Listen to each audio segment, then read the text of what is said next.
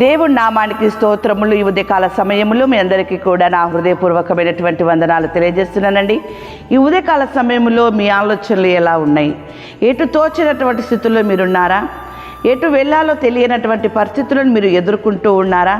దేవుడు ఈరోజు మీతో మాట్లాడుతూ ఉన్నాడు. ఏంటంటే, దేవుని కృప మీకు చాలును అంటూ ఉన్నాడు. ఒక భక్తుడు ప్రార్థన చేస్తున్నప్పుడు భక్తుడితో దేవుడు మాట్లాడుతున్నటువంటి మాట, నా కృప నీకు చాలును. చూడండి, వాక్యం సెలవిస్తూ ఉంది. కొరింథీయులకు రాసినటువంటి 2వ పత్రిక 12వ అధ్యాయము 9వ వచనములో వాక్యం ఈ రీతిగా ఉంది. అందుకు నా కృప నీకు చాలును, బలహీనతల యందు నా శక్తి పరిపూర్ణమగుచున్నదని ఆయన నాతో చెప్పెను. కాగా క్రీస్తు శక్తి నా మీద నిలిచియుండు నిమిత్తము విశేషముగా నా బలహీనతల యందే బహు సంతోషముగా అతిశయపడుదును. ఎంత చక్కని మాట అండి! పౌలు గారి గురించి దేవుడు మాట్లాడుతున్నటువంటి మాట ఇది.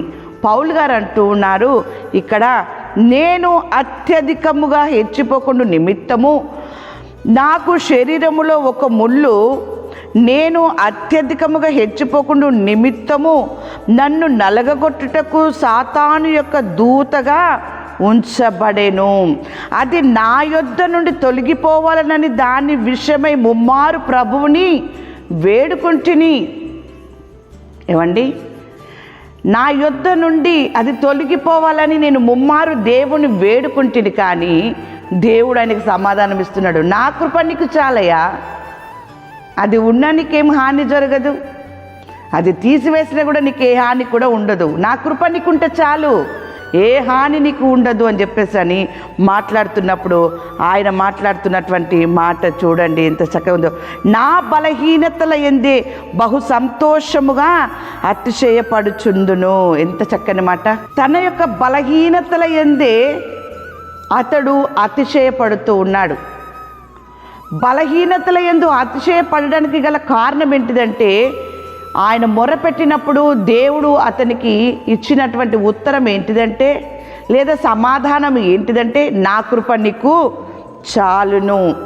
అందుకు ఆయన ఆనందముతో మాట్లాడుతున్నటువంటి మాట పౌలు గారు ఎంత చక్కగా అంటున్నాడంటే, నేనెప్పుడు బలహీనుడనో అప్పుడే బలవంతుడను గనుక క్రీస్తు నిమిత్తము నాకు కలిగిన బలహీనతలలోనూ, నిందలలోనూ, ఇబ్బందులలోనూ, హింసలలోనూ, ఉపద్రవములలోనూ నేను సంతోషించుచున్నాను.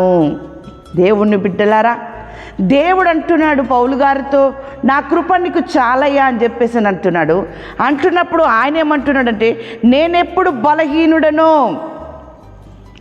అప్పుడే బలవంతుడను గనుక క్రీస్తు నిమిత్తము నాకు కలిగినటువంటి బలహీనత కావచ్చు, నిందలు కావచ్చు, అవమానములు కావచ్చు, మరి ఏదైనా సరే దేవుని బిడ్డలారా నేను సంతోషించుచున్నాను అంటున్నాడు. ఆ రీతిగా నీవు నీ కష్టంలో, నీ సుఖంలో, నీ ఇబ్బందులో నీవు కూడా బలహీనుడిగా, బలహీనురాలుగా నీవు ఉన్నప్పుడు, నువ్వు దేవునికి మొరపెడుతున్నప్పుడు ఈ ఉదయకాల సమయంలో దేవుడు నీకు ఇచ్చే సమాధానం ఇది, నా కృప నీకు చాలు.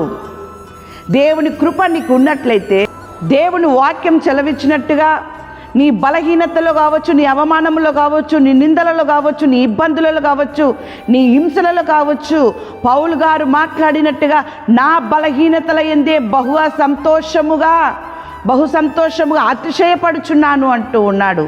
ఉదయకాల సమయంలో దేవుడు మీతో మాట్లాడుతున్నాడు. దేవుని బిడ్డలారా, యోహాను సువార్త 11వ అధ్యాయము 40వ వచనములో, అందుకు యేసు, నీవు నమ్మిన ఎడల దేవుని మహిమను చూతువని నేను నీతో చెప్పలేదా అని ఆమెతో అనెను.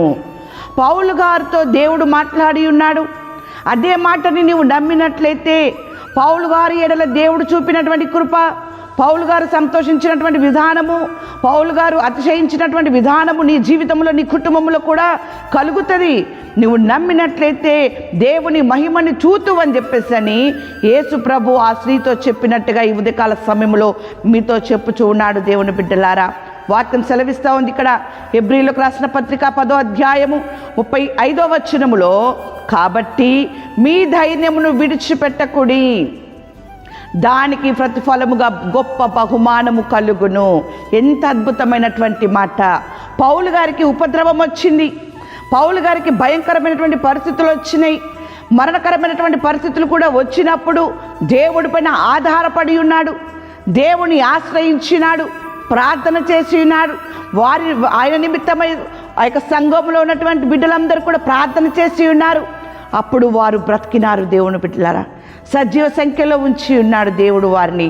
అందుకే ఆయన అంటూ ఉన్నాడు ఇక్కడ, నిందలలోనూ, ఇబ్బందులలోనూ, హింసలలోనూ, ఉపద్రవములోనూ, భయంకరమైనటువంటి ఉపద్రవములో కూడా ఆయన ఎంతగానో దేవుని ప్రార్థించినప్పుడు, నా కృప నీకు చాలయ్యా. ప్రతి అనుకూలమైనటువంటి పరిస్థితిని దేవుడు ఆయనకి తీసుకొచ్చినాడు. దేవుని బిడ్డలారా, అనుకూలము లేనటువంటి పరిస్థితులని అనుకూలముగా మార్చేటటువంటి కృపని దేవుడు పౌలు గారికి చూపినట్టుగా మీకు, మీ కుటుంబానికి కూడా చూపుతున్నాడు. దేవుని బిడ్డలారా, మీరు నమ్మినట్లయితే దేవుని మహిమని మీరు చూస్తారు. కాబట్టి మీ ధైర్యమును విడిచిపెట్టకుండా, మీ భక్తిని విడిచిపెట్టకుండా, మీ నమ్మకమును విడిచిపెట్టకుండా, మీ ఓపికను విడిచిపెట్టకుండా, మీ సహనమును విడిచిపెట్టకుండా ఆయన కృపను బట్టి నువ్వు సంతోషించు. దేవుని కార్యాన్ని నువ్వు చూస్తావు. దేవుని బిడ్డలారా, వాక్యం సెలవిస్తూ ఉంది ఇక్కడ, యెహెజ్కేలు గ్రంథము 34వ అధ్యాయము 27వ వచనము. ఫలవృక్షములు ఫలములిచ్చును, భూమి పంట పండును, వారు దేశములో నిర్భయముగా నివసింతురు. నేను వారి కాడికట్లను తెంపి వారిని దాసులుగా చేసిన వారి చేతిలో నుండి వారిని విడిపింపగా నేను యెహోవానై ఉన్నానని వారు తెలుసుకొందురు. ఎంత అద్భుతమైనటువంటి మాట! ఈ మాట నిన్ను ఇబ్బందిలో నుండి తప్పిస్తూ ఉంది. ఈ మాట దేవుని బిడ్డలారా నిన్ను హింసలలో నుండి తప్పించేదిగా ఉంటుంది.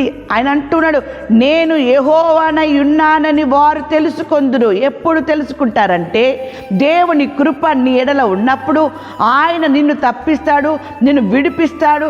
ఎవరికి కూడా నీవు దాసుడుగా, దాసురాలుగా ఉండకుండా బానిసత్వములో నుండి నిన్ను విడిపించి నిన్ను స్థిరపరుస్తాడు. దేవుని బిడ్డలారా, నువ్వు పైవాడుగా ఉంటావు, నువ్వు పైదానిగా నీవు ఉంటావు. అలాంటి గొప్ప స్థితిని దేవుడు నీకు ఇస్తున్నాడు. కేవలము అది దేవుని కృప నీకు ఉండడము వలనే. దేవుని కృప నీకు ఉండాలి అంటే నువ్వు దేవుని నమ్మాలి, దేవుని మాట ఎందుకు విశ్వసించు. దేవుని కార్యము నీ పట్ల జరుగుతుంది. నువ్వు అధైర్యపడక ధైర్యం కలిగి ఉండు. నీ జీవితంలో, నీ కుటుంబంలో దేవుని కార్యాన్ని నువ్వు చూస్తావు. పౌలు దేవుని స్తుతించినట్టుగా, పౌలు దేవుని యందు ఆనందించినట్టుగా నీవు కూడా దేవుణ్ణి స్తుతిస్తూ ఆనందించేటటువంటి కుమారుడిగా, కుమార్తెగా ఈ ఉదయకాల సమయంలో ఉంటావు. దేవుని బిడ్డలారా, దేవుని వాక్యం సెలవిస్తూ ఉంది, నా ప్రజల మార్గములను జాగ్రత్తగా నేర్చుకుని నేడల వారు నా ప్రజల మధ్య వర్ధిల్లుదురు. దేవుని ప్రజ ఉన్నాడు పౌలు. అపోస్తలుడైనటువంటి పౌలు దేవుని ప్రజగా ఉండి యేసు అడుగు జాడలో నడిచిన విధానమును మనం ఎన్నోసార్లు విన్నాము, నేర్చుకున్నాము. దేవుని బిడ్డలారా, దేవుని వాక్యం సెలవిచ్చినట్టుగా ఆ మాటలు నువ్వు జాగ్రత్తగా నేర్చుకున్నప్పుడు దేవుని ఒక కార్యాన్ని నువ్వు చూస్తావు. ఎంత చక్కని మాటని దేవుడు నీకు తెలియజేస్తున్నాడు ఈ ఉదయకాల సమయంలో అంటే 18వ కీర్తన 48వ వచనము, ఆయన నా శత్రువుల చేతిలో నుండి నన్ను విడిపించును, నా మీదికి లేచి వారి కంటే ఎత్తుగా నీవు నన్ను హెచ్చించుదువు. ఆ రీతిగా అన్ని విషయంలో నిన్ను తప్పించి, విడిపించి, నిన్ను, నీ కుటుంబాన్ని ఆశీర్వదించి హెచ్చించునుగాక. ఆమేన్.